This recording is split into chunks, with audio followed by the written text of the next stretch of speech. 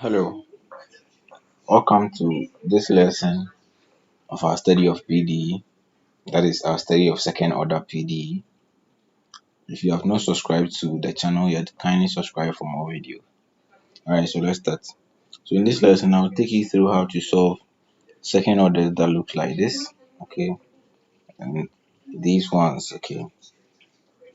Alright, so let's go ahead and start solving them. Alright, so our first question is, if you have uxs equals 0, okay, how do I solve this? Okay, one thing that you can say is that once you have this, it means you have a certain function u. This u here that we've written means that we have the parent function is u of xy. So we're trying to say that this function depends on just x and y. Okay, let's put it that way. Since this is a second order, and if you have this, how are you going to solve it? Okay, so what we can say is you can say that we let this in function, let's say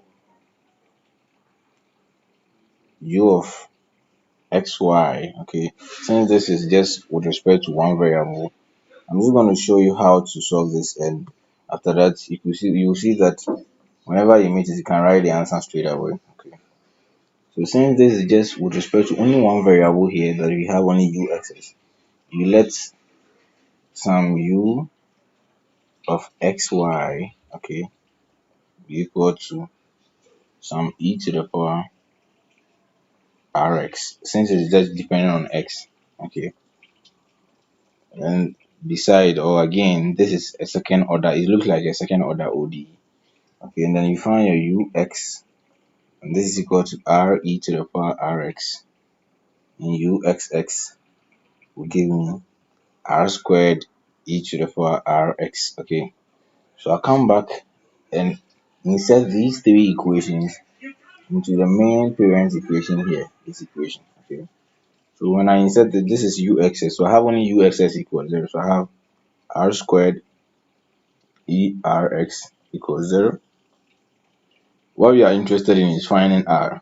So when I divide through by e to the power rx, I'll get r squared equals 0. And r is equal to the square root of what? 0, and this will give me 0. So since r squared is equal to 0, it means that this is a quadratic equation, and we're supposed to have two answers for r. But we have what? Only one answer for r. Okay. So what we can say here is that in order to write our answer, we are done with the solution. Okay, so in order to write our answer, what we can do is, this is the r squared. So in fact, if you are good, or if you remember how to solve second order ODE with method of undetermined coefficient, then this is how you go about it. Okay, so our r is just repeating is two values. We are supposed to get two values, like we said, plus or minus something. Okay, and we had only 0, so since it is repeating, u of xy here should be equal to some constant. Okay, some constant, let's say a. But this a, since we're just integrating with respect to only x, this a will be a of x, okay, times e to the power rx, and r is what? 0, then x. Okay, sorry, the integral was with respect to x, so the constant is supposed to be in terms of y. Okay, if you remember, we've just discussed this with in the first tutorial, as in the first video that we did on PD, that is first order PD. I started with that introduction to partial differential, and I said that the solution of a partial differential equation includes arbitrary functions. Okay, so these are the arbitrary functions. So then you see I've written plus, because we are supposed to get two values for r, and here is giving us as only one. So you write another value, another term of y, so you write b of y. Okay, another term with the same e to the power 0x rx, then times x, where x is the variable we're integrating with respect to, since it is repeating. So if the repeated term were like 3, we would have written another term plus, if we're dealing with third order, c of y, then e to the power 0x times x squared. Okay. All right. So the answer here is now very simple for us to write. U of xy is now equal to e to the power 0x is e to the power 0, and that is 1. Okay. So I have a of y plus b of y times x, or x b of y, anyhow you want to write it. This is very simple. In another way, you can also say that, well, since this is just with respect to x, I can integrate first both sides with respect to x, and I'll get ux equals some constant a of y, or let's say b of y. Let me write it that way so that it looks like this. Then if I continue and integrate this last equation, I'll get u of xy is equal to x. Okay, I'll get x b of y, okay, plus some a of y. Any way you go through it, you get the same answer. Okay, but this is the standard way of solving it, so that in case you don't meet only uxx and you meet something else, you know how to go about it. Okay. All right. So let's continue. That is the solution for this question. So in the next discussion, you have uyy plus u equals 0. This is the same thing as what we just discussed, but here we have another term, what we call the u. So we let our u of xy, like we did, since this is a second order PD and it looks like a second order ODE. So we use this method to solve it.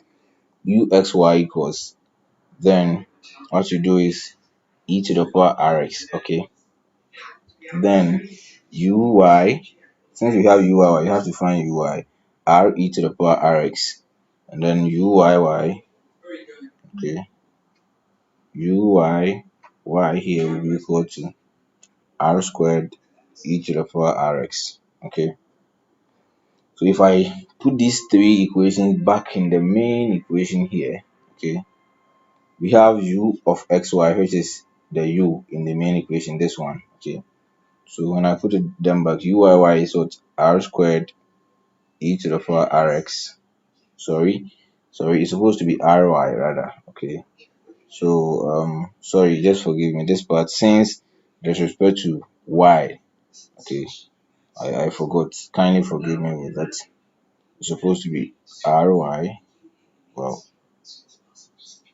ry rather. Okay, y here. Y, since we are dealing with this part determines which one we use. Okay, since we have a differential in terms of y, that is why we are using y. Okay, now plus, then u of xy, since this is just u, is the same as u of xy is u. Okay, so u of u is given as e to the power ry, and this should be equal to 0. Okay, so we can factor e to the power ry out, and so we get e to the power ry out, r squared plus 1 equals 0. And now divide through by e to the power ry. Okay, and so we get r squared plus 1 equals 0. And here you have r squared equals -1. So r is equal to square root of -1. Okay, and r will be equal to plus or minus I. Now we have two values for r. Okay, plus or minus I. So what you can do is this. Since we have a complex term, okay, this is just a complex term. So what we can do is simply use one of them, and at the end, the one that we use will give us the other part. Okay, if you remember how to solve second order ODE, you really understand what I'm trying to say. Okay, so what you do is you say that since our u of xy is given as e to the power ry, you say that u of xy will be equal to e to the power. Now I've not written any constant. I want to write this first before I write a constant. Okay, iy. Okay, and here this will give me cos y plus I sine y. Okay, but the I part wouldn't come in our final answer because it's just showing us that the final answer will be a periodic function. Okay, so what we just write is the last solution will be some constant a of x. Okay, arbitrary constant. Since we just did everything in terms of y, the constant should be in terms of x. Okay, a of x cos y plus, then you remove the I and bring b of x sin y. Okay, so this is how the solution to this question look like. Okay, this is a solution. All right, I hope you understand everything clearly. All right, let's move on. Now I have this. Okay, I have uxs plus 3ux plus u equals 0. Now the same thing, pass to the same thing. So we let u of xy be equal to e to the power rx. Here we are using x because of this. Everything is in terms of x. Okay, so my ux will be equal to r e to the power rx. My uxx will be equal to r squared e to the power rs. Okay, so I'll come and put everything back in the equation. Now I'll get r squared e to the power rx plus 3r e to the power rx plus e to the power rx equals 0. And here you can factor e to the power rx, or we can divide every term by e to the power rx. E to the power rx. Anyhow you want to do it, it will work. Okay, just you can factor it out, and after that you divide through. So this will go, this will go, this will go. So I'll be left with r squared. Okay, let me use another pen for you. I'll be left with r squared plus 3r plus 1 equals 0. And now, if you want to find a solution to this, you want to find it, you can use the quadratic formula. Okay, so if you remember the quadratic formula, that is minus b plus or minus the square root of b squared minus 4ac all over 2a. You can do that. So we have r being equal to minus b, and b is what, 3, plus or minus the square root of b squared. B is 3, so 3 squared minus 4. A is 1, c is 1. Okay, all over 2a, this is 1. I hope you remember the formula. I just substituted everything straight away. So I have negative 3 over 2 plus or minus the square root of what? 3 squared is 9 minus 4 is 5. Okay, so I have this, and this is also over 2. Okay, so I have that negative 3 plus or minus. So I can say that one of the r1, okay, let me push it up small so that we understand it better. I can say that one of the r, which is the r1, is equal to negative 3 over 2 plus square root of 5 over 2. And my r2 is equal to negative 3 over 2 minus square root of 5 over 2. So these r's are different, okay? But then if you remember, we said that we are dealing in terms of x. So we said u of xy is equal to e to the power rx. Okay, actually it was supposed to be like some constant times this, but then let's imagine the constant is 1. Okay, so now if that is the case, then my u of xy should be equal to, I take one of the r and it becomes, I multiply it to a constant, and that constant is supposed to be in terms of what? Y. Okay, so I have a y e to the power, one of the r is what? Negative 3 on 2 plus square root of 5 over 2 x. Okay, that is one of the solution, plus when I come here, b of y e to the power negative 3 over 2 plus, sorry, it's supposed to be minus rather. Okay, so minus square root of 5 over 2 x. This is the final solution to it. Okay, so if you remember all the things we've been doing here, we did one that was repeated roots. Okay, if you remember, with a 0, one that we had 0, the r was 0, was supposed to be two values for r, but we had only 0, meaning the zeros were repeating. Okay, and we said that you just multiply x to one of the terms, Okay. And with the complex rule, you just took only I, or you just take only one of the how do you call the roots, and then it will generate the remaining term. Okay. So you go to the one that we have distinct roots, that one too, you have to use them separately and sum them. Okay. I hope you understand. So in case you meet any form of these questions in your exam, I hope you're able to do. Now let's go to this type of question. I have u of xy equals 0. How do I solve this? Okay. Now with this case, you do some substitution. So you let, okay, v or something, let's say uy be equal to, or ux, it can be any of them. Let's first use ux. Okay. Ux here to be equal to v. Okay. Now with this uxx, sorry, uxy rather, it is the same as saying del u or the squared u, okay, over del y del x. You can interchange them anyhow. So this is the same as del square or del y, then del u del x. I hope this is very true, and it's true. Indeed, it is true. So it's the same as del y of ux. I hope you've seen where we are going. So what you can say is that since we have ux, okay, being equal to that, so let me clean. I want to clean some parts. Okay, let me clean some parts for us to do it the same page. Okay, so that you don't get confused. Okay, I want to clean some parts. Kindly, I hope you understand why I've written that. So I'm coming to write it straight away for you. Okay, so I have del y, okay, of ux. I hope you understand.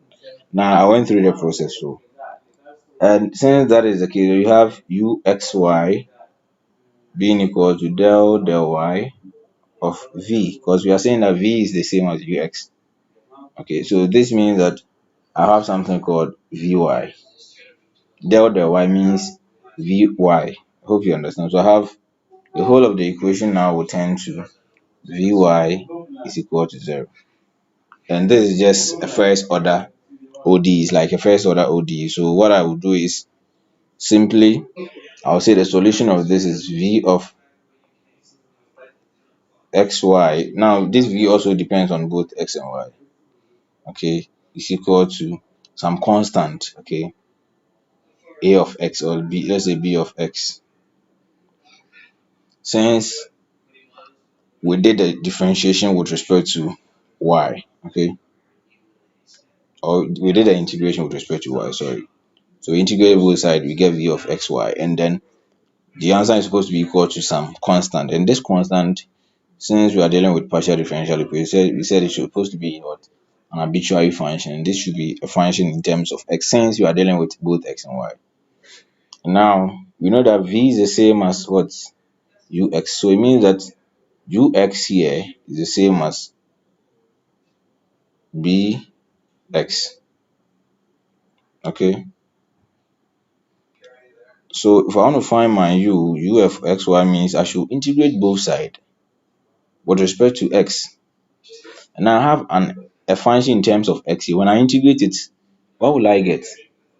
When I integrate a function only in terms of x, I don't know if you get what I'm trying to say. If you have a function in terms of only one function, and integrate it, you get the function the same variable. Okay. Let me take that point again. I said if you have a function in terms of one variable, integrate the function, you get a function, an answer in the same variable again. Let's say I have another a function like let me train this part and you understand what I'm trying to say. Okay. All right. So sorry, I'm keeping you late. Okay, let me clean this part very fast and then we continue. So if I have, you are saying that if I have f of x, okay, let's say f of x equals s squared.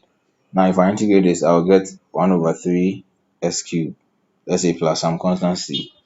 This same function is also in terms of x. It's also a function of x. That is what I want to say. Okay. Now it means that if I integrate this function here, this bs with respect to s, I'll still get a constant, sorry, a function in terms of x plus another constant. Okay. So I'll get my u of xy to be equal to, now b of x. If I integrate b of s with respect to s, you see this is with respect to s here. So if I integrate with respect to, I'll get another function, let's say capital F of x with respect, I mean it's also a function of x plus some constant, and this uxy depends on both x and y, but we did everything in terms of x, so the constant is supposed to be what? Some arbitrary function in terms of y. Let me say g of y. Okay, so this is a solution for